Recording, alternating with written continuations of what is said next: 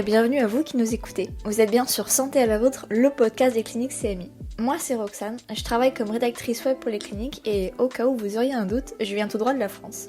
Alors Santé à la vôtre, qu'est-ce que c'est ? Eh bien c'est un balado que vous allez pouvoir découvrir régulièrement. On va y parler blessures, sport ou bien-être avec l'un de nos professionnels.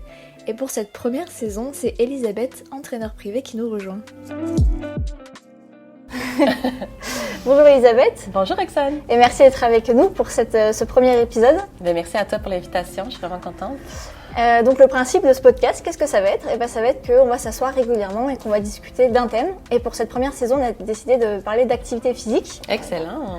Parce que on sort de l'hiver, on a passé beaucoup de temps à écouter des séries sur Netflix et on se dit que c'est peut-être le moment de se remettre à bouger et de sortir et de prendre le soleil et de bouger. Alors, est-ce que tu peux d'abord te présenter parce qu'il faut que nos auditeurs te connaissent? Oui, merci. Alors, mon nom est Elisabeth, je suis entraîneur privé pour les cliniques CMI et je fais également la gestion du centre Yoga Shack Montréal, donc un centre de yoga.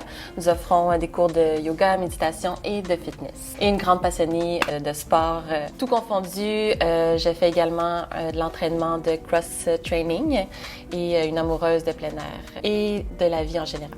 Oui, une amoureuse de la vie et j'entends bien du coup que l'activité physique et le sport en général a une importance considérable dans ta vie. Est-ce que tu peux nous en dire un peu plus? Oui, en fait, c'est ça. Mon quotidien est rempli de sport. Donc, j'ai une pratique personnelle de yoga. Je pratique régulièrement, en fait, 3 fois par semaine du cross-training.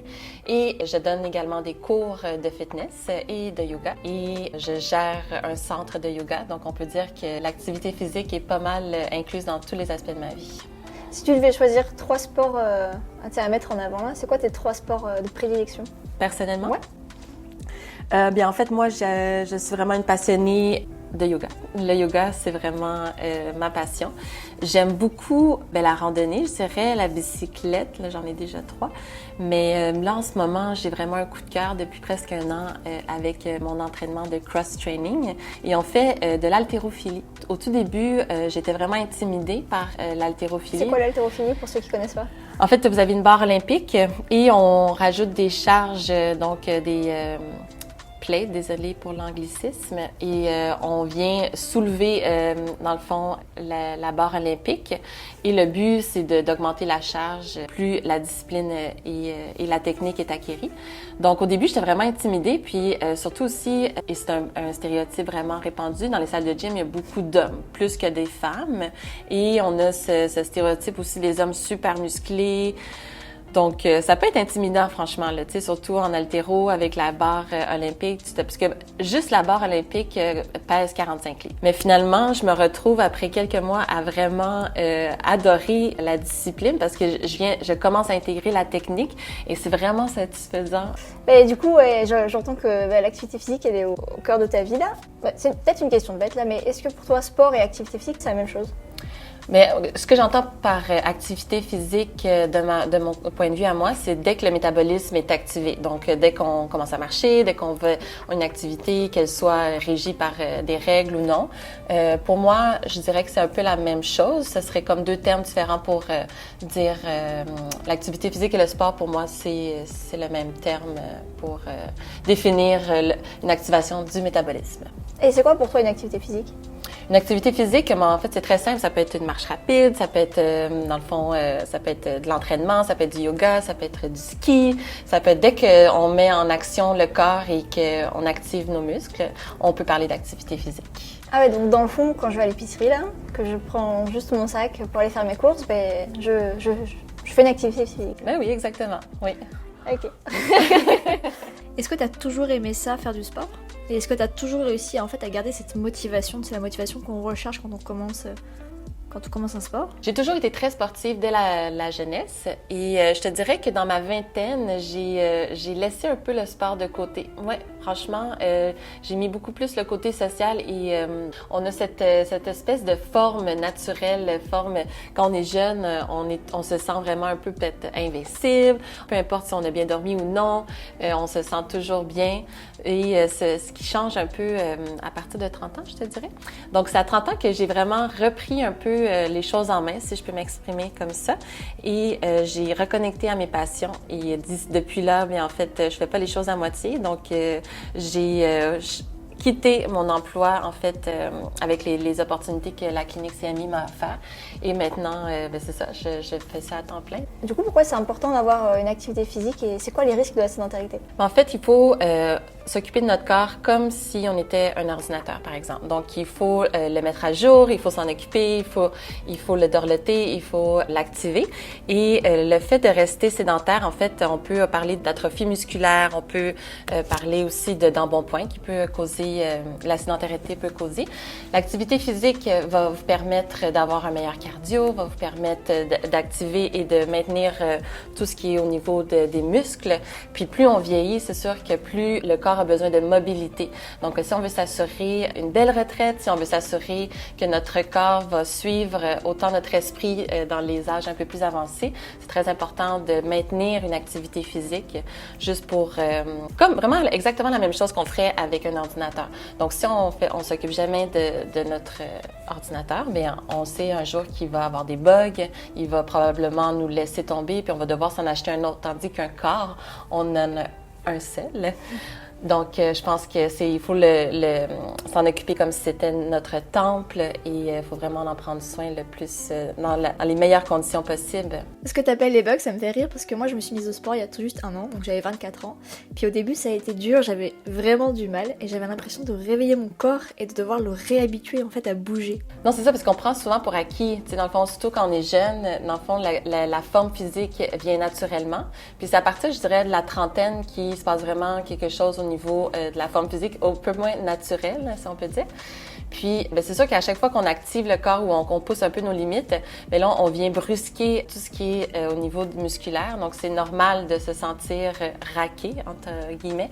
Donc, on utilise souvent ce terme. Puis ça, c'est vraiment pour tout le monde. Donc, si vous n'avez pas de courbature après un certain exercice, si on transpire pas, dans le fond, c'est que peut-être qu'on n'a pas assez poussé un peu notre force ou nos capacités. C'est très bon, dans le fond, on veut venir justement brusquer légèrement le corps pour venir apporter des bienfaits par la suite. Et justement, tu me coupes pratiquement l'herbe sur le pied. C'est quoi les bienfaits de l'activité physique?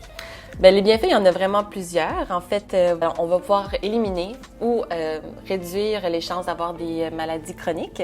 Donc, on peut parler de diabète, on peut parler de maladies cardiovasculaires et autres. Suite à l'activité physique, on va avoir un meilleur sommeil, on peut réduire l'anxiété, on va se sentir mieux et, en fond, le bien-être, la santé en général. C'est sûr qu'on peut soit dire l'activité physique, bien manger, mais finalement, ce qui arrive, c'est que une fois que tu commences un peu cette démarche, tout va venir s'emboîter. Donc, souvent, quand tu commences une démarche d'activité physique, de sport, de discipline, normalement, ce qui s'ensuit, c'est que tu vas peut-être améliorer ton alimentation parce que, tu veux être conséquent avec tous les efforts que tu fais. Donc, normalement, l'alimentation va suivre. Donc, à partir du moment que tu as une bonne alimentation, tu as une activité physique, là, si tu veux faire ton sport le matin, bien, tu vas devoir te coucher tôt. Donc, et peut-être réduire ta consommation d'alcool parce que tu vas être en forme pour aller faire ta discipline le lendemain. Donc, c'est vraiment un tout. On va peut-être aussi créer une communauté, connecter avec des gens si on fait des disciplines collectives. Des fois, c'est vrai que la motivation peut pas être là. Des fois, on n'a pas toujours envie.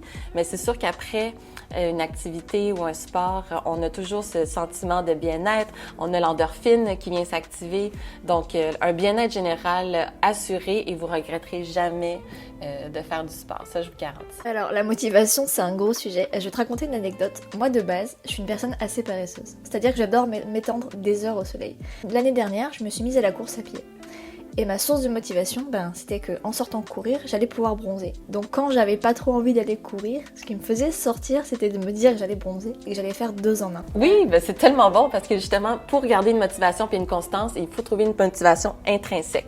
Donc, si on fait un sport juste à cause que notre ami nous a dit qu'il fallait faire telle discipline, probablement que les chances de poursuite dans cette discipline sont moindres que si on se trouve une motivation vraiment qui vient de nous-mêmes. Donc, toi, c'est le bronzage. Tu te dis, bon, en plus de me mettre en forme, je vais me faire un beau tan. Donc là, c'est sûr que là, tu es motivé.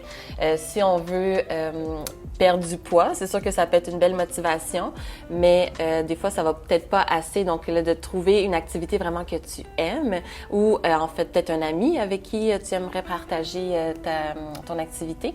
Donc, il faut vraiment trouver, c'est ça, quelque chose qui vient de nous et non se faire imposer quelque chose. Donc ça, c'est super important. Donc, au contraire, moi, ça me fait pas du tout rire. Je trouve ça vraiment génial parce que c'est très, très bon.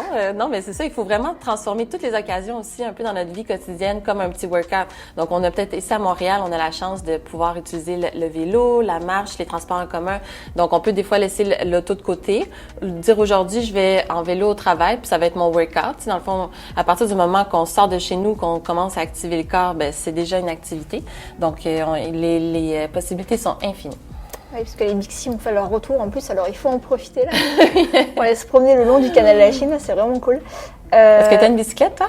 Non, j'ai pas de bicyclette, Et là, je devrais t'en procurer une. Je pense à m'en procurer une. Je sais pas encore si je vais louer ou pas là, mais c'est vraiment quelque chose qui me dit là, parce que le vélo c'est vraiment cool. Et Montréal est vraiment fait pour ça, quoi. Oui. Les pistes cyclables, c'est fait pour aller au travail. Tu peux aller faire tes courses en vélo. Tu peux faire en vélo. On a parlé de course à pied, de cross-training, de vélo. Il y a aussi la natation, le yoga. Comment est-ce qu'on fait pour choisir une activité? En fait, le meilleur conseil que je peux faire, c'est de simplement essayer. Moi, pour ma part, j'ai vraiment essayé presque tous les sports. J'ai fait du volleyball, j'ai fait de la balle molle, j'ai essayé la natation, j'ai fait du tennis, je pratique de la randonnée régulièrement. Et c'est sûr qu'à un moment donné, tu trouves un sport ou une discipline qui t'intéresse le plus, qui va plus avec ton intérêt. Est-ce que tu veux activer ton cardio? Est-ce que tu veux plutôt faire de la musculation? Est-ce que tu veux créer de la force? Tu veux travailler ton endurance? Donc, selon un peu ton objectif, c'est là qui va déterminer l'activité. Est-ce que tu veux faire un sport collectif? Est-ce que tu veux partager, c'est ça, mettons, le baseball. Les hommes adorent le baseball parce que là, ils se retrouvent entre hommes, ou le hockey. On a plein de sports, en fait.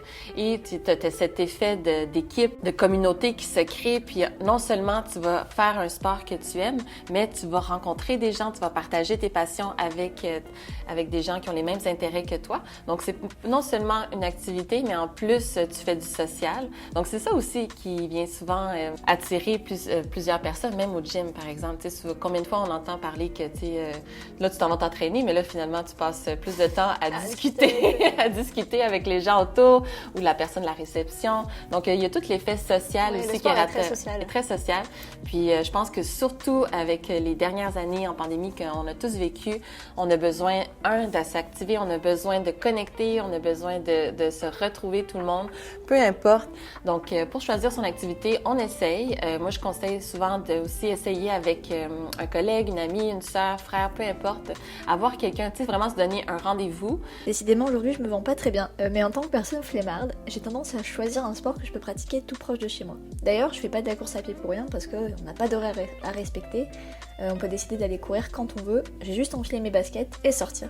Ben, c'est un très bon point, la localisation des centres. La localisation, c'est tellement important dans le sens que, soit proche de la maison ou soit proche du travail. Mais c'est sûr qu'à partir du moment que tu dois faire un détour, qu'il doit avoir un transport ou un effort supplémentaire, en fait, c'est sûr que les chances d'y aller peuvent diminuer. Parce que non, mais c'est vrai, parce que l'être humain est fondamentalement paresseux. Donc, on veut toujours choisir, le plus facile dans toutes les circonstances. Donc, c'est sûr que si on rajoute un petit obstacle, ça va pas aider à notre motivation. Donc, moi, je conseille vraiment de choisir un endroit qui est près de la maison ou près du travail, ou vraiment sur le chemin, dans ce fond, qu'on n'a plus d'excuses à ce moment-là de ne pas y aller parce que c'est vraiment sur le chemin ou à côté. C'est quoi les paramètres à prendre en compte quand on commence un sport? au niveau de l'objectif, du repos, etc. En fait, c'est très bien ce que tu viens de dire. C'est quoi l'objectif? Quand on commence une discipline, un sport, peu importe, on doit déterminer c'est quoi notre objectif. C'est quoi l'objectif de notre activité physique? Est-ce qu'on veut perfectionner une certaine discipline? Est-ce qu'on veut perdre du poids? Est-ce qu'on veut justement avoir une mise en forme générale? Est-ce qu'on veut, au niveau de l'intensité, masse musculaire, ça revient toujours un peu à l'objectif. Est-ce que notre objectif, on veut l'atteindre rapidement ou on a quand même, dans le fond, si on veut une meilleure mise en forme générale, mais ça, on peut faire un plan sur 1 an. Donc là, à intensité modérée. Donc, il y a plusieurs sports qui s'offrent à nous. Puis c'est sûr que plus on va dans un sport qui va être intensif, plus les risques de blessures sont grands. Il faut peut-être commencer des fois par la première étape, un pas à la fois. C'est sûr que la nutrition, c'est indéniable qu'on va devoir probablement un peu modifier notre nutrition. C'est très important de bien s'hydrater et c'est sûr que la nutrition va nous donner, c'est notre essence, donc c'est notre énergie. Alors c'est sûr que la nutrition va faire partie des paramètres. Donc ce qui est très très important, aussi important que l'entraînement ou l'activité physique, c'est le repos. Donc il faut vraiment permettre au corps de se reposer et ça va être différent vraiment pour chacun, selon aussi l'intensité du sport choisi, selon votre bagage aussi, dans le fond l'expérience. Donc tout dépendamment, si une personne est moyennement active, on recommande à 3 fois par semaine. Donc il va vraiment laisser le temps au corps de se reposer. Si on est un athlète, par contre, on peut y aller même de 6 à 7 fois parce que le corps va être habitué. Donc il va récupérer beaucoup plus vite et normalement le mode de vie va être associé à l'activité. Donc un bon sommeil, une bonne nutrition qui va favoriser dans le fond le risque de blessure. C'est sûr qu'il faut être attentif à son corps, attentif peut-être à des maux qui se sont développés au fil des années. Donc exemple, si on a certaines douleurs au niveau des articulations, on peut justement essayer la natation, contrairement à la course qui peut être très difficile pour les genoux. Moi, ce que je vous conseille, ce serait de vous faire guider par un spécialiste. On n'est pas obligé d'avoir un entraîneur nécessairement pour quelques semaines, mais des fois de se faire guider, de se faire encadrer et de se faire en fait guider dans notre démarche pour fractionner les objectifs. Donc si on a un objectif X et que là on fractionne, mettons sur une période de 6 mois, là chaque mois on veut atteindre tel objectif, là ça va nous apporter plus de motivation parce qu'on va se donner des petits succès et le fait d'avoir ces succès-là va nous permettre d'avancer. Dans le fond, on veut pas pratiquer un sport juste pour quelques semaines, on veut un peu changer notre mode de vie. On veut que ça soit, c'est ça, devenir un mode de vie, que ça soit intégré dans notre vie de tous les jours sur une longue période. Donc, si on veut vraiment des effets à long terme.